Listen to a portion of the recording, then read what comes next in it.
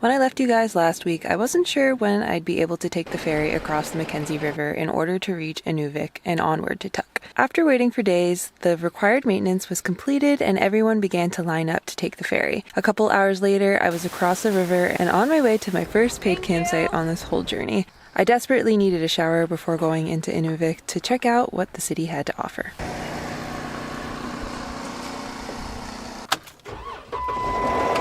Inuvik, meaning place of man in the Inuvialuktun language, sits on the edge of the Mackenzie River Delta. It is home to around 3,300 residents, a blend of Inuvialut, Gwich'in, and non-Indigenous people. The town was established in the 1950s as a government administrative center, replacing the flood-prone community of Aklavik. Before heading up the last bit of highway to Tuktoyaktuk, I decided to take a walk around to see one of Inuvik's most iconic landmarks, Our Lady of Victory Church, affectionately known as the Igloo Church. And I also wanted to just get a general feeling for the town, including checking out a grocery store to see what the prices were like. Often goods in Inuvik are very expensive. Due to the town's remote location, many goods must be flown in. For instance, a gallon of milk can cost over $10, and fresh produce is often limited. However, the community has adapted by relying on traditional foods like caribou, fish, and berries. Alright, that was North Mart prices. I hear the other grocery store might be a bit cheaper, but this one was just on the main street, so I just went in. I spent a total of 48 Canadian dollars, which is probably around 35 US is my guess, for sandwich makings for the next couple days.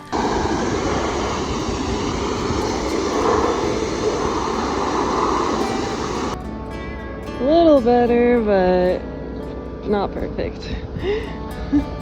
Well, it's been a lovely day in Inuvik, and I saw a sign for the Great Northern Arts Festival that they have here every year in July.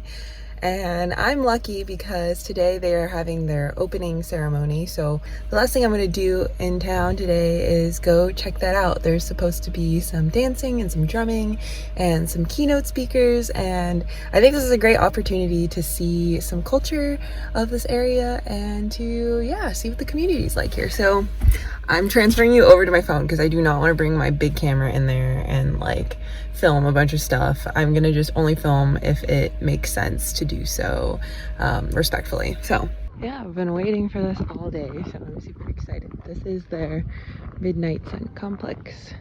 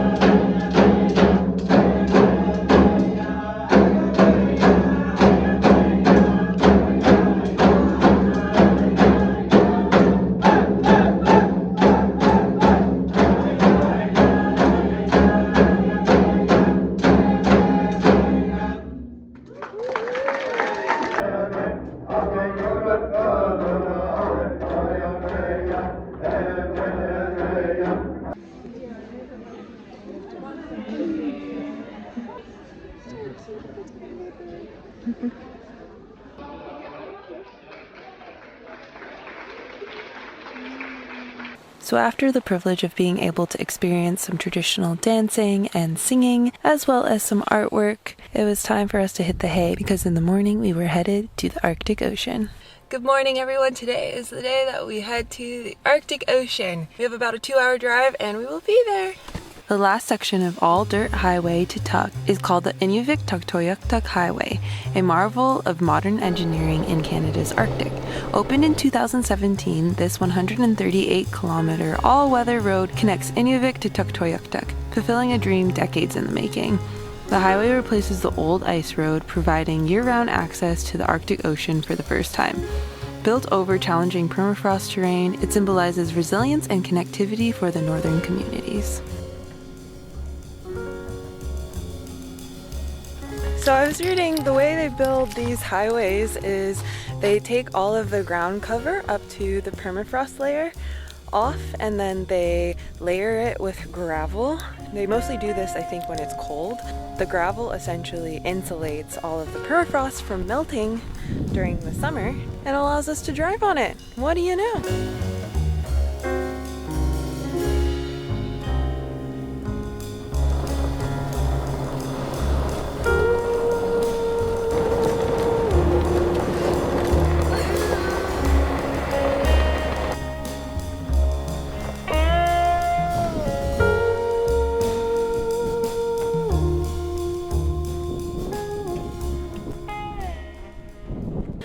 We have stopped at the visitor center. I got a cute little pin. I learned a lot about the polar bears around here. And I paid for a campsite, so I want to go steal a campsite before they all get taken.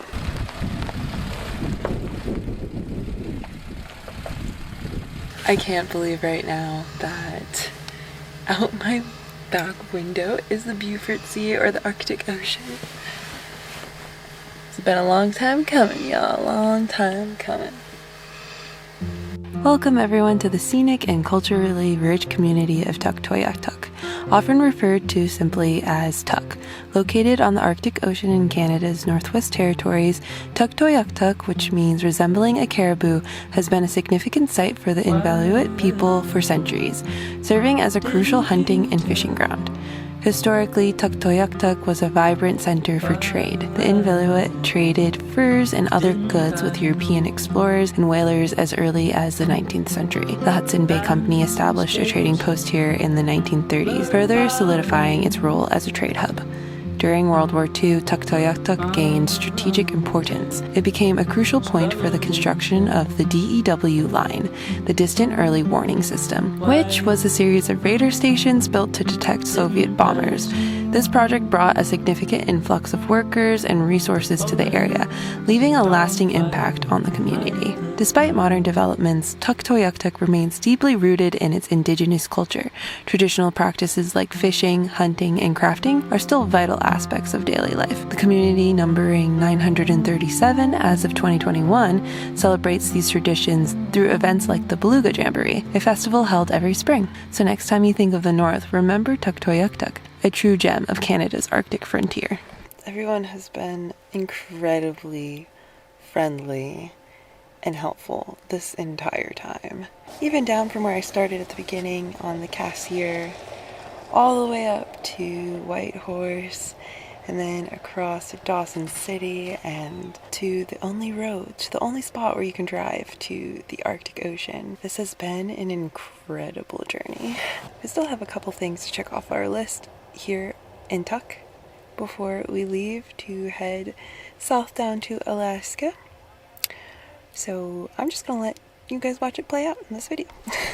I did mention that the reason why I'm not sitting outside and enjoying the sun and the breeze is because there are mosquitoes everywhere.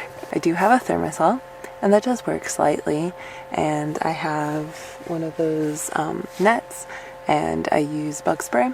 So that sort of kind of works, but the mosquitoes are of a different breed here. And I even sprayed William down, and he was getting covered in them. So we're just hanging out inside. I can see the ocean from my back window, so I'm not complaining. It looks like it might be noon right now, but it's actually 8:40 right now. So I'm gonna start winding down, braid my hair, brush my teeth, and get into my pajamas. And I think it's gonna be an early night because I slept about 2 hours last night because of the amount of mosquitoes that got into my Jeep yesterday. Long story.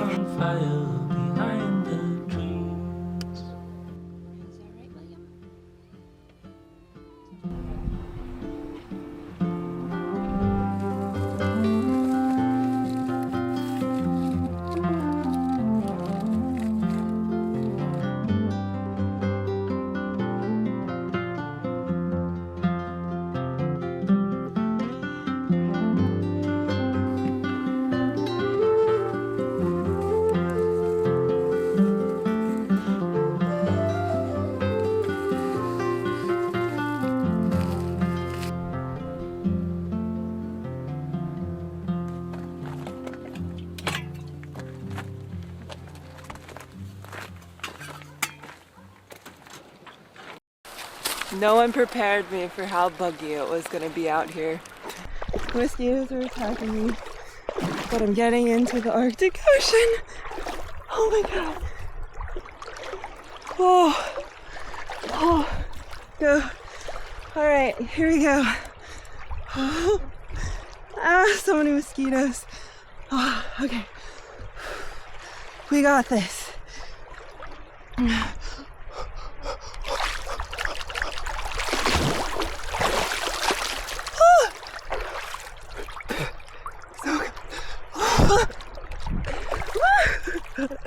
We did it! It's so cold. I want to go again. Okay. Okay. 1, 2, 3.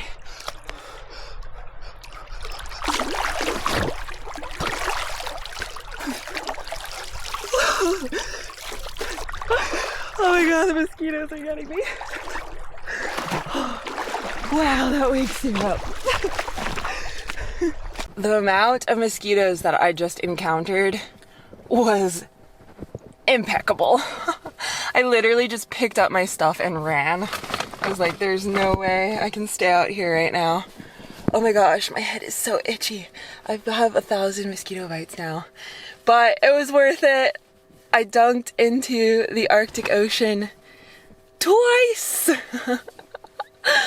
It wasn't that cold actually, it was pretty nice. I don't want to leave, I like it here. Oh.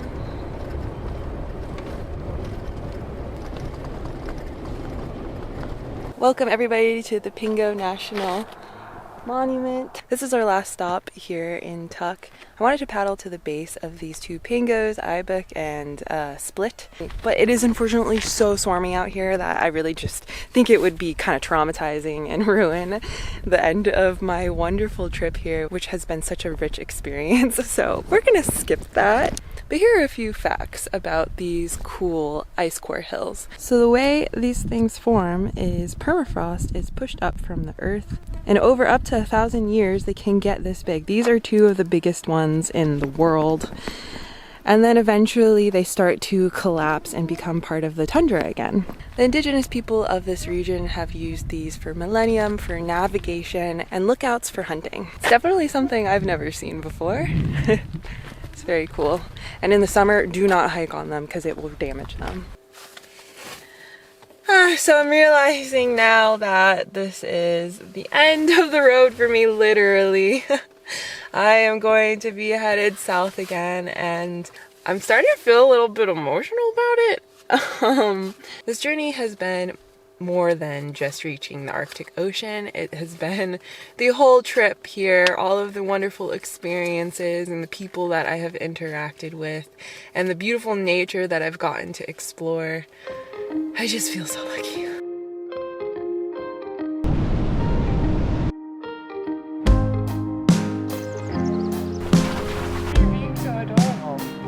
Why are you sleeping in a graveyard? Did you like the way it felt? I've been showing all of my cards when you hoped that I wouldn't accepted that I suck at lake fishing. It goes 1, 2, 3, they pray for me. I am working to get free. I eat my apologies, 'cause I do not fit, I'm too big, the room is too small, and I'm getting through with these walls. Blew off the lid, marry the cars, 'cause all I wanna do is get lost. Ooh, ooh, lost. Ooh, ooh. All I wanna do is get lost. Ooh, ooh, lost. Ooh, ooh. All I wanna do is get lost.